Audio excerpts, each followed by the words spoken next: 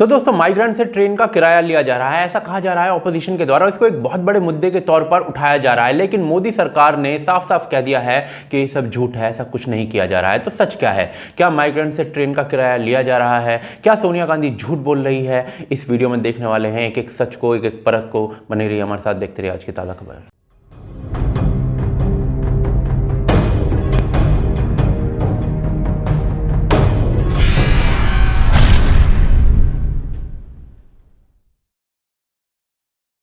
तो दोस्तों कल यानी 4 मई को सोनिया गांधी देश के सामने आई और उन्होंने एक वार्ता करते हुए लोगों से यह कहा कि भाई भारतीय सरकार भारतीय रेल के द्वारा जिन मजदूरों को उनके होम स्टेट लेकर जा रही है उनसे उसका किराया वसूल किया जा रहा है टिकट के रूप में। और उन्होंने अपनी अपील में आगे कहा कांग्रेस के कार्यकर्ताओं से स्टेट लेवल पर कि भाई आप इन मजदूरों का सहयोग करें टिकट लेकर। क्या यह मुद्दा सही था? तो भाई पॉलिटिकली तो यह बिल्कुल सही था, लेकिन मॉरली भी यह मुद्दा बिल्कुल सही था, क्योंकि नॉर्मल सर्कमस्टेंसेस के अंदर हर व्यक्ति को अपने ट्रेन का अपने बस का किराया उठाना चाहिए। लेकिन अभी एक्सेप्शनल सर्कमस्टेंसेस हैं, लॉकडाउन के हैं, तो उस समय में जो ये मजदूर हैं वो 1.5-2 महीने से कुछ ढंग से कमा नहीं पा रहे हैं और इस परिस्थिति में उनकी जेबें ढीली होंगी तो उनसे किराया वसूल किया जाना गलत है। लेकिन सारा किस्सा फिर से उसी मुद्दे पर आ जाता है कि क्या किराया वसूल भी किया गया है या नहीं। तो उसके लिए हमें इस मुद्दे को शुरुआत से जानना पड़ेगा। माइग्रेंट वर्कर्स जो हैं वो काफी समय से अपने होम स्टेट जाने की मांग कर रहे थे और बिहार और यूपी जैसे जो स्टेट्स हैं उनके मुख्यमंत्रियों ने अनाउंस भी किया था कि इनके लिए स्पेशल ट्रेन चलाई जाएंगी। अब ऐसे में जो गृह मंत्रालय होता है वो एक ऑर्डर जारी कर देता है 1 मई को श्रमिकों, स्टूडेंट्स और पिलग्रिम्स जो हैं उनकी मूवमेंट को लेकर, और उस ऑर्डर को आधार मानते हुए 2 मई को रेल मंत्रालय एक और ऑर्डर जारी कर देता है जिसके अनुसार श्रमिकों के लिए स्पेशल ट्रेन चलाई जाएंगी जिनको कहा जाएगा श्रमिक स्पेशल ट्रेन। अब इस पूरी प्रक्रिया की कुछ कंडीशंस थी, जैसे कि यदि एक व्यक्ति दूसरे स्टेट में जाना चाह रहा है, एक स्टेट से दूसरे स्टेट में मूवमेंट करना चाह रहा है, तो दोनों जो स्टेट हैं, ओरिजिनेटिंग स्टेट और रिसीविंग स्टेट, यानी जहां से यात्रा शुरू की जा रही है मजदूर के द्वारा और जहां पर वो जा रहा है, दोनों स्टेट्स के बीच में म्यूचुअल कंसेंट होना चाहिए। जो ओरिजिनेटिंग स्टेट है वो रिसीविंग स्टेट के साथ मिलकर एक प्लान बनाएगा और लिस्ट ऑफ पैसेंजर्स तैयार करेगा। वो लिस्ट रेलवे के नोडल ऑफिसर को दी जाएगी और उस प्लान के आधार पर रेलवे जो है वो ट्रेन चलाएगा। हर ट्रेन जो है वो करीब करीब 1200 लोगों को लेकर जाएगी और सोशल डिस्टेंसिंग का ख्याल रखते हुए जो ऑक्यूपेंसी उसको 90% से कम रखा जाएगा। और अब सबसे important point, sale of tickets, यानी इसमें साफ साफ लिखा हुआ है कि जो ट्रेन है वो नॉर्मल ट्रेन नहीं है, स्पेशल ट्रेन हैं। तो जो टिकट की बिक्री है वो टिकट खिड़की से नहीं होगी, स्पेशल तरीके से होगी और उसका मेथड ये है। सबसे पहले ओरिजिनेटिंग स्टेट रेलवे को यह बताएगा कि कितने पैसेंजर्स उस पर्टिकुलर ट्रेन में वो भेज रहा है, जो कि करीब 1200 होने चाहिए। अब उसके बाद जो नंबर ऑफ पैसेंजर्स बताए गए हैं उसके बेसिस पर रेलवे टिकट प्रिंट करेगी और रिस्पेक्टिव राज्य सरकारों को दे देगी। और अंत में जो स्टेट गवर्नमेंट है उसकी कोई अथॉरिटी टिकट पैसेंजर को दे देगी और टिकट का किराया कलेक्ट करेगी और जो अमाउंट बनेगा वो रेलवेज को दे देगी। यानी यहां पर साफ साफ लिखा हुआ है कि राज्य सरकारें जो हैं वो किराया कलेक्ट करेंगी, किराया वसूल कर सकती हैं। अब राज्य सरकारों के पास 2 ही ऑप्शन बचते हैं, या तो वो केंद्र सरकार के इस नोटिस की बात को मानकर जो किराया है उसे वसूल कर ले, या फिर जो किराया है वो राज्य सरकार खुद भर दे। लेकिन राज्य सरकारों ने एक्चुअल में क्या किया? तो भाई ये महाराष्ट्र के भिवंडी से गोरखपुर जाने वाली ट्रेन के यात्रियों से 800 रुपए लिए गए हैं, ऐसा बयान दिया है डीएसपी ऑफ भिवंडी ने। और ये बयान जो है वो 2 मई को दिया गया है, जब तक कि कंट्रोवर्सी शुरू भी नहीं हुई थी। सुनिए। प्रशासन की तरफ से जो जानकारी मिली, ये special train Gorakhpur Bhiwandi railway station से गोरखपुर के लिए रवाना की जा रही है। इसमें 24 कोचेस है, 24 कोचेस है।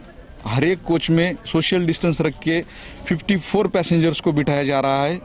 लगभग 30 आवर्स की जर्नी है और इसमें जो टिकट रेट है वो 800 रुपये हर एक पैसेंजर से लिया गया है।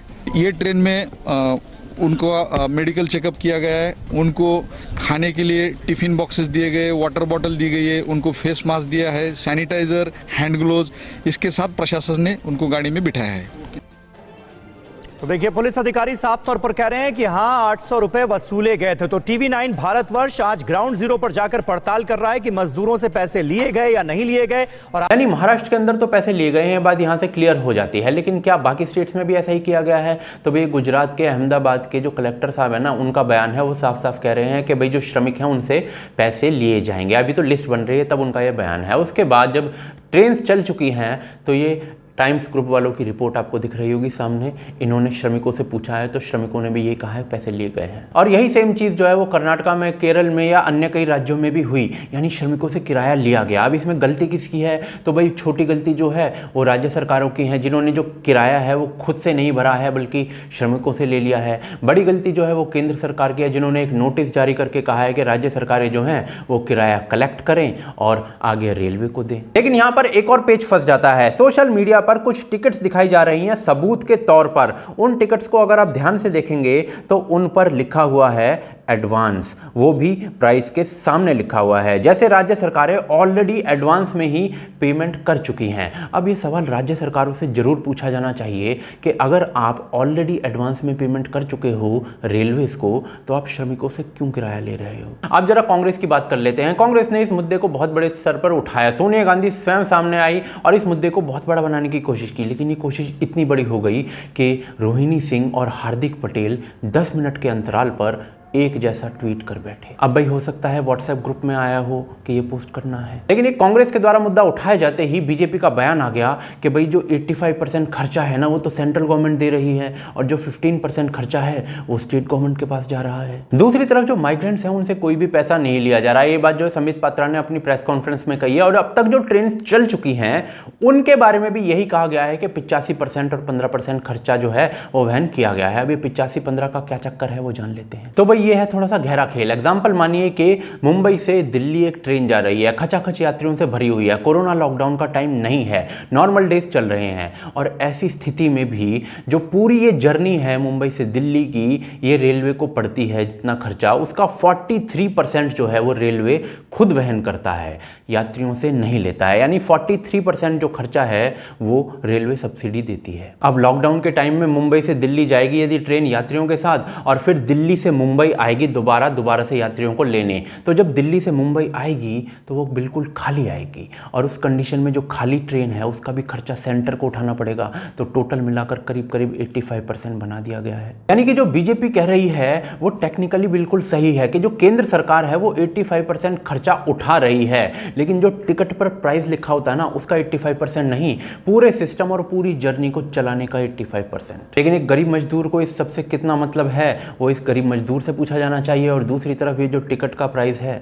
वो राज्य सरकारों को देना चाहिए। लेकिन उससे पहले जो सेंटर है उसको अपने ऑर्डर के अंदर इस चीज को मेंशन करना चाहिए कि राज्य सरकार ही इसको भरेंगी। अदरवाइज अगर आप लिख देंगे ऑर्डर के अंदर कि आप कलेक्ट कर सकते हैं पैसा पैसेंजर से, तो राज्य सरकार तो कर लेंगी भाई। लेकिन चलिए भाई, अब जो हुआ सो हुआ। लेकिन कांग्रेस के द्वारा इस मुद्दे को उठाए जाने के बाद क्या हुआ, तो बीजेपी गवर्नमेंट जो है उन्होंने साफ साफ कह दिया 85-15% वाला फंडा ले आए, और दूसरी तरफ मध्य प्रदेश गवर्नमेंट जो है उन्होंने साफ साफ एक ऑर्डर जारी कर दिया कि हम जो माइग्रेंट्स हैं उनसे कोई भी पैसा नहीं लेंगे। दूसरी तरफ सुब्रमण्यम स्वामी ने ट्वीट करके ये बात कही एक तरीके से कि जो टिकट पर लिखा खर्चा है उस राज्य सरकारें वहन करेंगी, ऐसा पीयूष गोयल ने उनसे कहा है, और ऑफिशियल डिक्लेरेशन जल्दी आएगा। अब तक कुछ हजार माइग्रेंट्स जो हैं वो निकल चुके हैं ट्रेन पकड़कर, तो उनका तो शायद फायदा हो ना हो उनका मुझे पता नहीं, लेकिन जो लाखों माइग्रेंट्स और शायद जाएंगे इन ट्रेन के द्वारा उनका फायदा जरूर हो जाएगा। लेकिन कांग्रेस ने इस मुद्दे को किस किस तरीके से उठाया।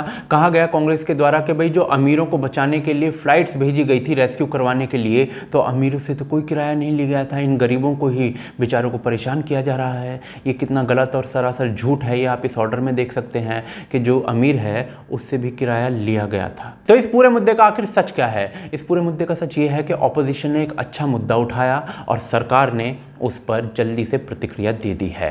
ये मुद्दा अब जल्दी से सॉल्व हो जाएगा, इसमें कोई शक नहीं है। लेकिन आपका इस पॉइंट पर क्या व्यू है वो मैं नहीं जानता। आप हमें बताइए इस पॉइंट पर आप क्या सोचते हैं, आप हमें कमेंट कर सकते हैं।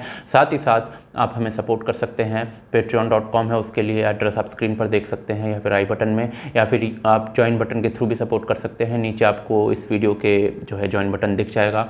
आप हमें ट्विटर, फेसबुक, इंस्टाग्राम पर फॉलो कर लीजिए, लिंक डिस्क्रिप्शन के अंदर है।